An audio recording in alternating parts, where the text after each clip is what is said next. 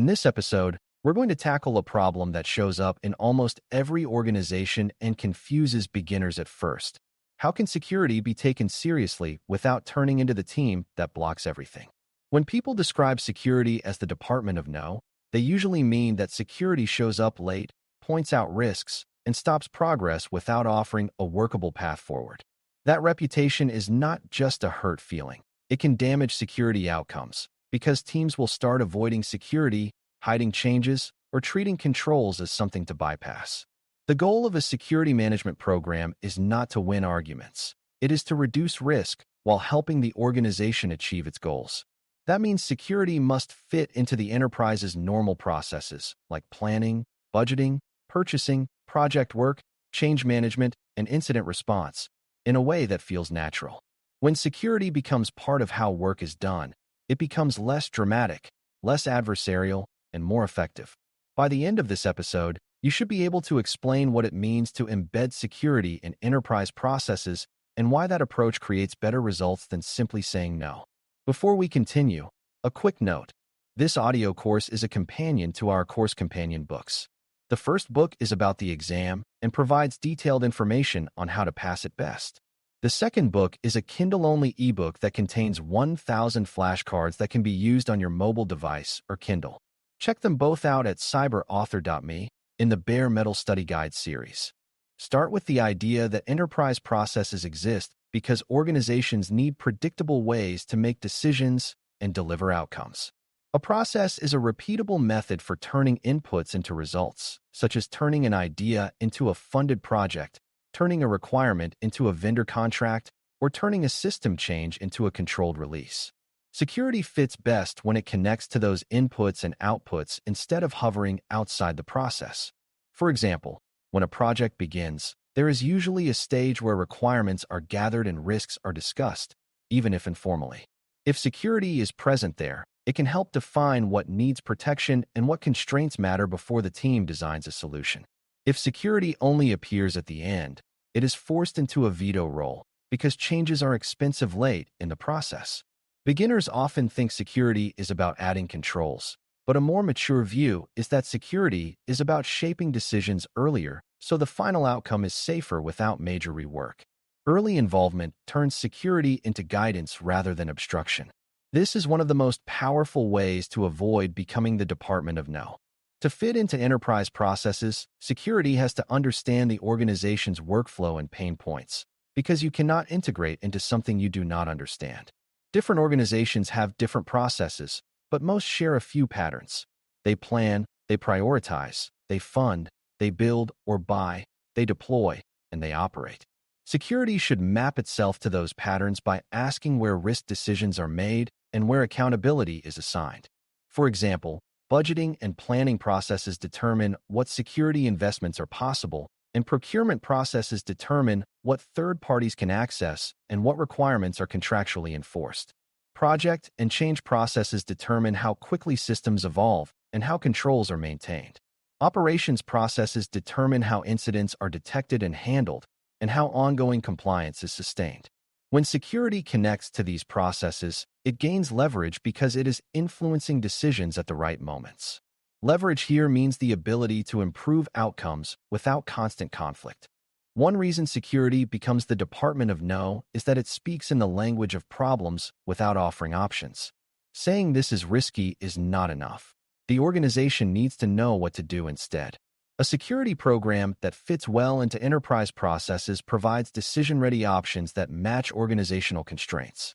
For example, instead of stopping a project because a risk exists, security can present choices such as delaying a certain feature until a control is in place, narrowing scope to reduce exposure, adding monitoring to detect issues early, or seeking an explicit risk acceptance from the proper authority. Notice that these options still treat risk seriously, but they convert risk into a managed decision rather than a blocked outcome. This approach respects that organizations must sometimes move forward under uncertainty. It also clarifies accountability, because someone with the right authority must own the decision to accept or reduce risk. When security consistently operates this way, people learn that security is a partner in making informed choices, not an enemy of progress. Another key concept is friction, meaning how much effort and delay a control adds to normal work.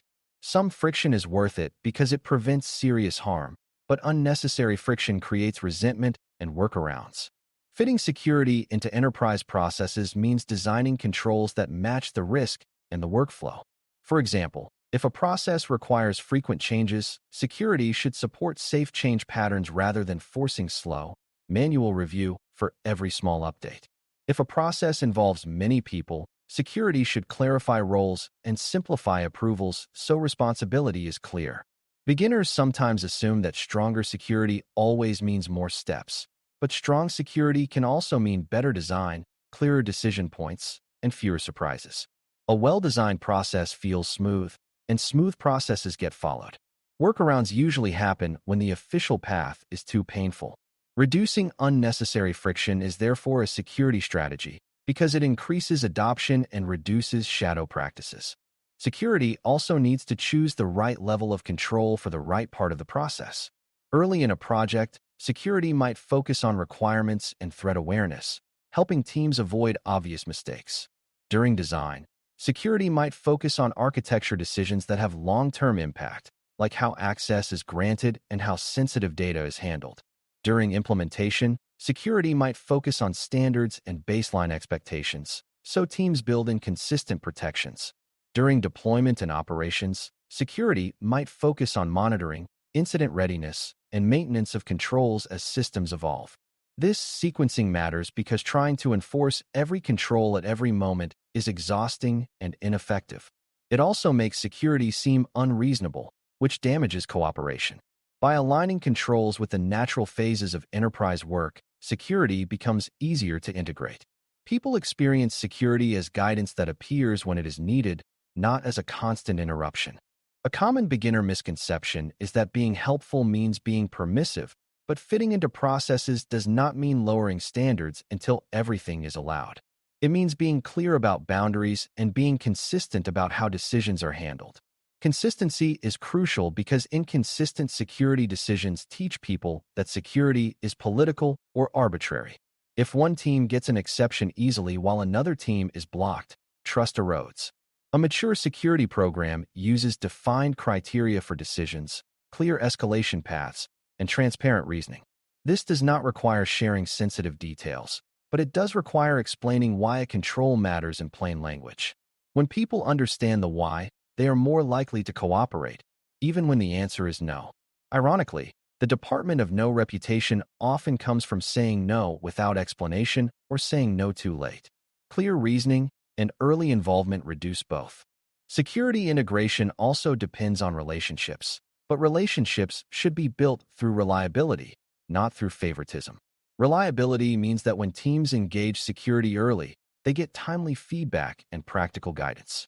It means security shows up prepared, understands the business context, and does not constantly change requirements without reason. It also means security is willing to learn from teams that build and operate systems, because those teams understand constraints and realities. Beginners sometimes imagine security as a separate authority that dictates rules, but effective security management is collaborative. Collaboration does not mean giving up responsibility. It means combining perspectives so the organization makes better decisions. When security listens and responds with workable options, teams stop seeing it as a barrier. They start seeing security as a resource that helps them avoid failures that would hurt them later. Consider how this plays out with common enterprise processes like procurement and vendor management. If security is not integrated, a business team may choose a vendor based on features and cost, then security discovers late that the vendor cannot meet basic requirements. At that point, security either blocks the purchase or accepts a risky deal, and both outcomes create frustration. If security is integrated, basic security requirements are part of procurement from the beginning, and vendors are evaluated against them early. The business still gets choice, but the choices are within safe boundaries. The same pattern applies to project management. If security is integrated into project gates, then security questions are answered as part of normal project progression, not as a surprise audit. When gates are designed well, they feel like quality checks, not like traps. Integration turns security into a predictable part of how the organization delivers work.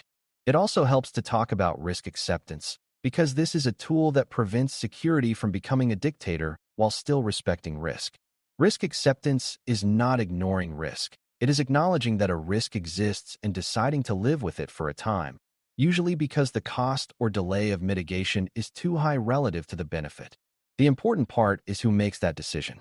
A security team can identify and explain risk, but the decision to accept risk should belong to someone with appropriate authority because they own the consequences. When risk acceptance is handled through a clear process, security does not have to be the Department of No, because security is not the final judge of business priorities. Security provides the analysis and options, and leadership makes the trade-off decision explicitly. This improves accountability and reduces hidden risk-taking. It also encourages better mitigation planning over time, because accepted risks can be tracked and revisited rather than forgotten. Finally, fitting security into enterprise processes requires feedback loops, because processes need to improve when they cause delays or confusion. If teams consistently struggle with a security requirement that might be assigned, the requirement is unclear, the process is too slow, or the supporting tools are inadequate. A mature security program treats these struggles as data, not as evidence that people are lazy. It looks for ways to make the secure path easier, such as clarifying guidance, simplifying approvals, or improving how security reviews are performed. This is how you avoid becoming the Department of No in the long run. You remove avoidable reasons for conflict and focus on the risks that truly matter. Over time, security becomes part of operational excellence, not a separate hurdle. When security improves processes rather than only enforcing them, it gains credibility and cooperation. In conclusion, fitting security into enterprise processes without becoming the Department of No is about being early, being practical, and being consistent. Security works best when it is integrated into normal decision points like planning, procurement, projects, change management, and operations, so risk is managed upstream rather than discovered at the end. Providing options instead of only objections turns security from a blocker into a partner in informed decision-making. Designing controls that match workflow and reduce unnecessary friction increases adoption and reduces workarounds, which improves security outcomes. Clear accountability, including structured risk acceptance, keeps decisions legitimate and prevents security from carrying responsibility it should not own alone. When security operates as a reliable part of enterprise processes, it protects the organization while helping it move forward, and the Department of No label fades because security is no longer an interruption. It is simply part of how the organization gets work done well.